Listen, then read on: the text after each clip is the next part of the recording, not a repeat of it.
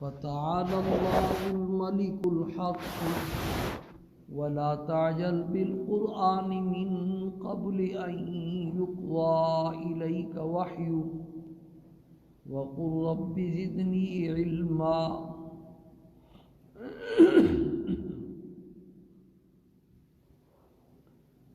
آیت کا جو آخری جملہ ہے اس پر بات چل رہی ہے۔ اللہ پاک نے اپنے محبوب سرکار دو عالم صلی اللہ علیہ وسلم کو اس جملے میں ایک دعا سکھلائی ہے، وَقُلْ رَبِّ زِدْنِي عِلْمًا، اور میرے محبوب آپ یہ دعا مانگا کریں، اے میرے پالنے والے میرے علم میں اضافہ فرما۔ اس پر بات شروع ہوئی ہے اور کچھ لمبی ہو رہی ہے۔ آج بھی کچھ میرے ذہن میں خیال آ رہا ہے، بھی کچھ ساتھی رہ بڑھ جا رہے ہیں وہ آج نہیں ہیں، تو ان کی وجہ سے پھر اگلے ہفتے تک بات چلی جائے گی۔ ویسے بھی آپ کو کہا ہوا کہ تسلی رکھا کریں، نصاب تو ہے نہیں جو پورا کرنا ہے، اصل تو یہ ایک تربیتی نشست ہے ہماری۔ اللہ پاک اس کو اپنے دربار میں قبول فرمائے، اور جس مقصد کے لیے ہم بیٹھتے ہیں اللہ پاک وہ مقصد ہمیں نصیب فرمائے۔ اس لیے تسلی کے ساتھ یہ دل میں کبھی تقاضا پیدا نہ ہو کہ ختم نہیں ہو رہا، ابھی آگے چل ہی نہیں ہے۔ وہ جو چلنا ہوتا ہے وہ ہم مدرسے میں چلاتے ہیں، کیونکہ ان کا ایک نصاب ختم کرنا ہوتا ہے، تو وہ جب رہ جاتا ہے تو پھر راتیں بھی لگاتے ہیں۔ تو یہاں تو یوں کہ ختم تو کرنا نہیں ہے، ویسے بھی منتخبات کا بیان ہے تو تربیتی نشست ہے۔ تو بات یہ چلی تھی کہ ایک علم کی دو قسمیں، ایک دنیاوی علم اور ایک دینی علم۔ دنیاوی علم وہ ہے جس کے حاصل کرنے پر قرب خدا بندی مرتب نہیں ہوتا، اس کے حصول میں قرب خدا بندی کو کوئی دخل نہیں، جتنا پڑھتا جائے یہ نہیں کہ وہ اتنا ہی اللہ کے قریب ہوتا جائے گا۔ اگلی بات میں کہتے ہیں پہلے ایک دفعہ کہہ چکا ہوں، پھر بار بار کہتے چلوں۔ اور دینی جو علم ہے نا، دینی علم اس علم کو کہتے ہیں کہ جس کے حصول پر اللہ پاک کا قرب بندے کو نصیب ہوتا ہے۔ جتنا حاصل کرتا جائے گا اتنا ہی آگے بڑھتا جائے گا، اللہ کے قریب ہوتا جائے گا، اور اللہ کے قرب کے جو درجات ہیں ان کی کوئی انتہا نہیں ہے کہ آدمی کہے کہ بس اس مقام سے آگے اور کوئی مقام نہیں ہے۔ اب آپ صلی اللہ علیہ وسلم سے بڑھ کر کے کوئی ہستی ہے دنیا میں، اس کائنات میں؟ بعد از خدا لا یمکن الثناء کما کان حقہ، آپ کی تعریف جیسے کرنی چاہیے ویسے ممکن ہی نہیں ہے۔ بس میں ایک ہی بات کہتا ہوں، بعد از خدا بزرگ تو ہی قصہ ہے مختصر۔ اللہ کے بعد اگر کوئی ہے تو وہ آپ ہی ہیں، بس مختصر سی بات ہے۔ تو آپ جیسی ہستی کو بھی اللہ پاک فرما رہے ہیں کہ دعا مانگو، اے اللہ میرے علم میں اضافہ فرما۔ تو اب بندہ کیا سوچ سکتا ہے؟ اللہ کے قرب کے درجات کی کوئی انتہا نہیں۔ پھر جو دینی علم ہے نا، اس کی دو قسمیں ہیں، دو درجے ہیں۔ پہلی قسم پر بات چل رہی ہے، پہلی قسم دینی علم کی جس کو فرض عین کہتے ہیں، وہ صرف اتنا ہے کہ بندے کو دین کی موٹی موٹی معلومات، موٹا موٹا علم ایسا حاصل ہو جائے کہ اس کو 24 گھنٹے کی زندگی شریعت کے مطابق، اللہ اور اللہ کے پیغمبر کی مرضی کے مطابق گزارنا آسان ہو جائے، حلال حرام کی، جائز ناجائز کی، نیکی گناہ کی اس کو پہچان ہو جائے۔ کل بھی اسی پر بات ہوئی اور آج بھی اسی پر بات ہے۔ ابھی میں وہ جو اگلی بات ہے کہ یہ حاصل کیسے ہوتا ہے، اس کو ابھی میں لیٹ کر رہا ہوں تاکہ پہلے آپ کے دلوں میں شوق پیدا ہو کہ یہ بڑی قیمتی چیز ہے۔ پھر جب شوق پیدا ہو جاتی ہے تو بندہ کہتا ہے کیسے حاصل ہوگی بھائی، تو پھر اس کے حاصل کرنے کی کوشش بھی کرتا ہے۔ یہ جو درجہ ہے نا جس کو فرض عین کہتے ہیں، جیسے نماز فرض عین ہے، ہر مسلمان مرد اور عورت پر ستر کا چھپانا فرض ہے ہر مسلمان مرد اور عورت پر۔ اسی طریقے سے یہ دین کا اتنا علم حاصل کرنا کہ بندے کو ان چیزوں کا پتہ چل جائے، یہ ہر مسلمان مرد اور عورت کے اوپر فرض ہے۔ اسی کا دوسرا جو نام ہے مشہور، وہ ہے دین کی سمجھ۔ دین کی سمجھ نصیب ہو جائے، جس آدمی کو دین کی سمجھ نصیب ہو جاتی ہے نا، اس کے اندر ایک ایسی روشنی اور چاننا پیدا ہو جاتا ہے۔ اب جیسے بجلی چلی جائے تو ساری لائٹیں آف ہو جاتی ہیں، ٹرانسفارمر جل جائے بھائی تو پورا علاقہ جو ہے نا کیا ہو جاتا ہے۔ میرے ساتھ یہ جو واقعہ پیش آیا ہے، اس کو میں اسی مثال سے اس دن کی مثال دی تھی کہ 1 منٹ کے لیے ایسا ہو گیا جیسے بجلی چلی گئی، ٹرانسفارمر جل گیا، آنکھوں نے کام چھوڑ دیا، کانوں نے کام چھوڑ دیا، دل دماغ نے کام چھوڑ دیا، جتنے آزاد تھے وہ سارے آف ہو گئے۔ 1 منٹ کے بعد جب مجھے ہوش آیا تو پھر گھر والوں کا شور جو ہے نا مجھے سنائی دی۔ تو یہ جو اندر ایک جاننا ہے نا، یہ دین کی سمجھ ہے۔ یہ جب پیدا ہو جاتا ہے تو بس سارے مسئلے حل ہو جاتے ہیں۔ پھر اس کو پتہ نیکی نیکی نظر آتی ہے، گناہ گناہ نظر آتا ہے، حلال حرام کی تمیز خود بخود اس کو حاصل ہو جاتی ہے۔ اور سرکار دو عالم صلی اللہ علیہ وسلم نے اس کی بڑی فضیلت بیان فرمائی۔ آپ صلی اللہ علیہ وسلم کا ارشاد ہے، من یرد اللہ بہ خیرا یفقہہ فی الدین، جس بندے کے ساتھ اللہ پاک بھلائی کا ارادہ فرما لیتے ہیں، اس کو اپنے دین کی صحیح سمجھ نصیب فرماتے ہیں۔ بہت بڑی بات ہے۔ آپ صلی اللہ علیہ وسلم کی ہستی اور آپ کی زبان مبارک سے یہ نکلا ہوا سچا ارشاد ہے، بخاری شریف کی حدیث ہے، حضرت امیر معاویہ رضی اللہ تعالیٰ عنہ سے یہ حدیث مروی ہے۔ یہ نہیں فرمایا کہ جس بندے کے ساتھ اللہ پاک بھلائی کا ارادہ کر لیں گے اس کو اتنے پیسے مل جائیں گے، اس کو عہدہ مل جائے گا، اس کو یہ مل جائے گا، اس کو نہیں، اس کو دین کی سمجھ مل جائے گی۔ اور دین کی سمجھ جس کو مل گئی، ایک مرتبہ حضرت عبداللہ ابن عباس رضی اللہ تعالیٰ عنہما نے ایک آپ کی خدمت کی۔ آپ صلی اللہ علیہ وسلم بیت الخلاء میں تشریف لے گئے تو حضرت عبداللہ ابن عباس چھوٹے بچے تھے، آپ کے چچا زاد بھائی بھی تھے، اور 10-11 سال کی عمر ہوگی جب آپ کا انتقال ہوا، اور یہ واقعہ جب پیش آیا تو اس وقت 7-8 سال کے تھے، بالکل بچے تھے۔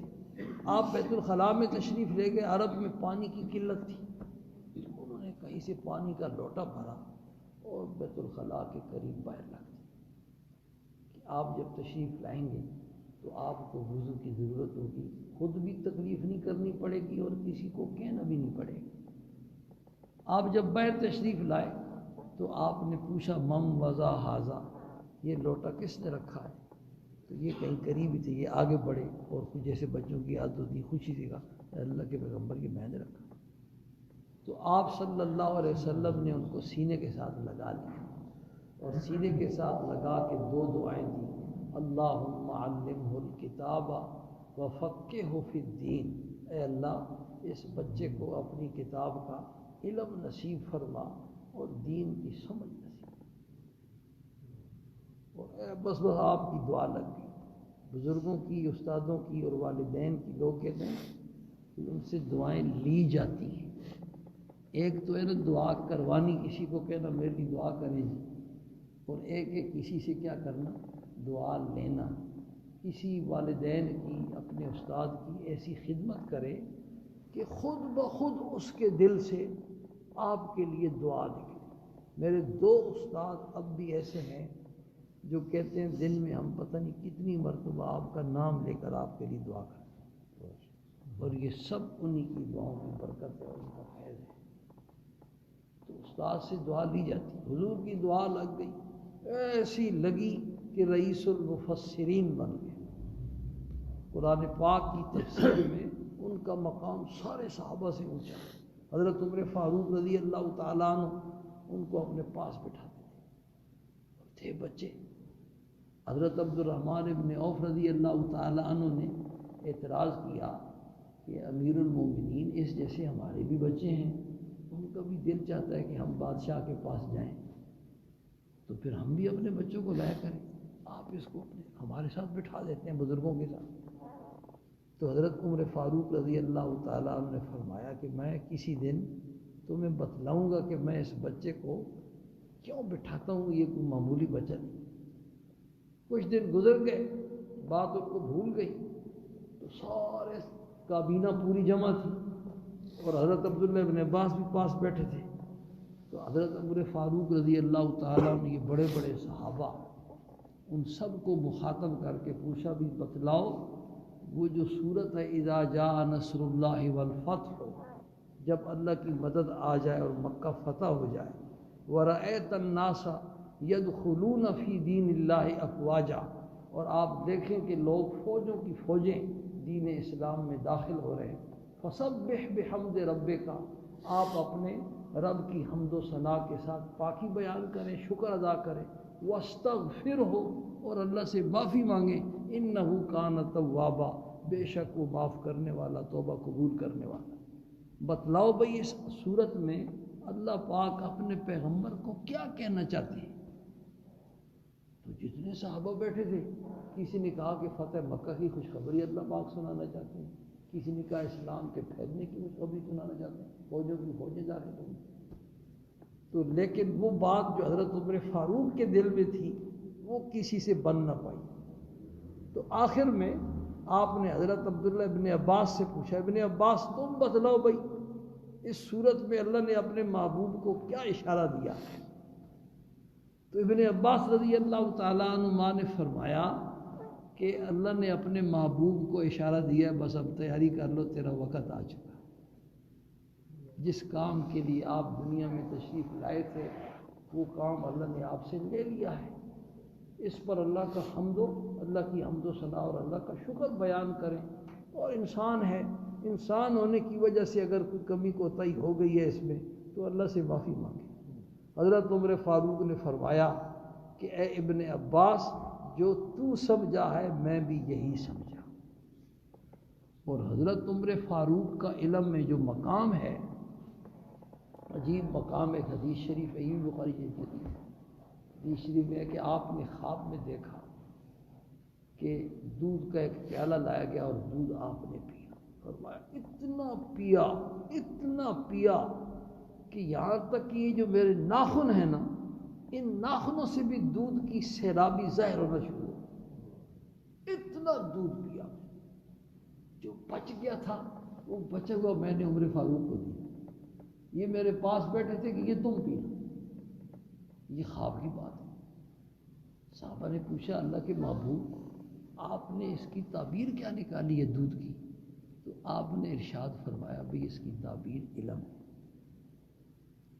آپ نے جتنا علم حاصل کیا، اتنا علم حاصل کیا کہ روئے سے پھوٹنا شروع ہو گیا، اور جو باقی علم بچ گیا تھا وہ سارا عمر فاروق کے حوالے۔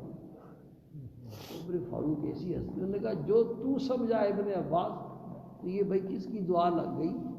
حضور صلی اللہ علیہ وسلم کی دعا لگ گئی۔ تو میں عرض یہ کر رہا ہوں کہ یہ جو درجہ بیان ہو رہا ہے نا، موٹا موٹا علم حاصل ہو جائے، اس کا دوسرا نام بھائی کیا ہے؟ دین کی سمجھ۔ اور دین کی سمجھ جس بندے کو نصیب ہو جائے اس کو دنیا اور آخرت کی ساری نعمتیں ملیں، اور اس کے اتنے فوائد ہیں کہ میں آپ کو بتا نہیں سکتا۔ صرف ایک فائدہ آج بتاتا ہوں، اگر باقی جو ہے نا اگلے ہفتے، اور وہ آج ایک دو واقعات پیش آئے۔ روزانہ کوئی نہ کوئی لطیفہ ہوتا ہے۔ واقعہ یہ پیش آیا کہ میں عصر کی اذان کے بعد نیچے آ گیا، اپنی سیٹ پر آ کے بیٹھ گیا، تو میں تسبیح پڑھ رہا تھا۔ ایک بابا باہر آیا، اس نے نماز پڑھی، 4 رکعتیں اس نے پڑھی، سفید ریش۔ اور ایک بابا اندر آیا تھوڑی دیر کے بعد، پہلے اس کو میں نے دیکھا تو میں سر پکڑ کے بیٹھ گیا۔ پھر ایک بابا اندر آیا، اس نے نماز پڑھی۔ میں ان کی نماز پڑھ کے آپ کو دکھاتا ہوں کہ کیسے ہوتے ہیں نماز پڑھی، تاکہ تھوڑا سا آپ کا موڈ ٹھیک ہو، دن بھر کی جو آپ کی پریشانی ہے سب پڑھ کے دکھاؤں کہ آپ سمجھ گئے بغیر پڑھی، اتنی میرے خیال میں ایک تھوڑا سا ہو جائے۔ ایک رکعت ہو جائے، چاروں تم نے چاروں ایسی پڑھی ہیں.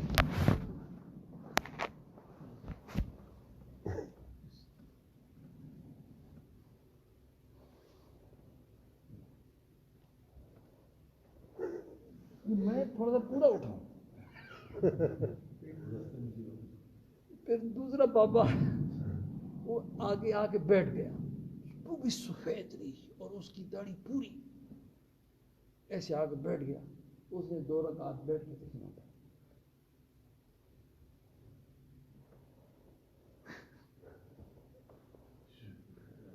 اور ایسا نہیں ہے کہ استغفر اللہ کا کوئی مغز خراب. بعض جو لوگ دیوانے ہوتے ہیں، دیوانے نہیں ہیں. ایک یہاں دیوانہ بھی آتا ہے اور روتا ہے، بیوی اس کی روٹ کی گئی ہے. سجدے 2 سجدے کرنے والے ہماری مسجد میں لمبے لمبے سجدے کرنے والے تھے. ایک بیوی مانگتا تھا یہ لگا نا. اور ایک اور دیوانہ ہے جس کے 2 بچے ہیں، بیوی روٹ کی گئی ہوئی ہے، تو اس کو بنانے کے لیے مطلب یہ کہ اب ہمیں آپ سے چھپ کے نماز پڑھی. اور یہ امام بخاری رحمہ اللہ نے باقاعدہ ایک باب قائم کیا ہے کہ امام کی ذمہ داری ہے وہ اپنے مقتدیوں کی نمازوں کا خیال رکھے، اور باقاعدہ اس کو حدیث سے ثابت کیا ہے. آپ نے صحابہ کو فرمایا کہ میں انی لاراکم من وراء ظہری، میں اپنی پشت کے پیچھے بھی تمہیں دیکھتا رہتا ہوں. یہ آپ کی خصوصیت اور معجزت. تمہارا رکوع، تمہارا خشوع مجھ سے چھپا ہوا نہیں ہوتا. تو میں عرض یہ کر رہا ہوں کہ دین کی سمجھ کا سب سے پہلا انعام یہ ہے کہ اس دنیا میں ہر مسلمان کو کیا گزرا بھی ہو، کچھ نہ کچھ نیکی کی توفیق بہرحال ملتی ہے، کسی کو کم کسی کو زیادہ. تو جس کو دین کی سمجھ ہوگی نا، تو وہ جب نیکی کے کام کی اس کو توفیق ملے گی تو ایسے احسن طریقے سے وہ کرے گا کہ اس کا حق ادا کر دے. جیسے کرنے کا حق ہے، جیسے ہم کہتے ہیں نا کھانا کھایا جیسا حق ادا کر دیا، سونے کا حق ادا کیا، مکان بنایا مکان بنانے کا حق ادا کیا. تو نماز پڑھے گا ایسی کہ نماز پڑھنے کا حق ادا کرے گا، روزہ رکھے گا ایسا جیسے روزہ رکھنے کا حق ادا کرے گا. یہ تب ہوگا بھائی کہ جب دین کی کیا ہوگی، سمجھ ہوگی. دنیا کی جس کو سمجھ ہوتی ہے تو جس لائن کی بھی سمجھ ہے نا، جس بندے کو میڈیکل کی لائن کی سمجھ ہے تو اس لائن کے سارے کام سیدھے. عدالتی لائن کی سمجھ ہے تو عدالت کے سارے کام اس کے سیدھے. تو جس لائن کی بھی سمجھ ہے، تو اس دینی لائن کی جو سمجھ ہے نا، جب سمجھ ہوگی تو اس کے سارے کام ایسے ہوں گے کہ دیکھنے والا کہے گا ماشاءاللہ کمال کر دیا. اس پر انشاءاللہ بات کریں گے اگلے ہفتے پیر والے دن. اب درس ہوگا. اللہ پاک ہم سب کو اس کی سمجھ نصیب فرمائے اور عمل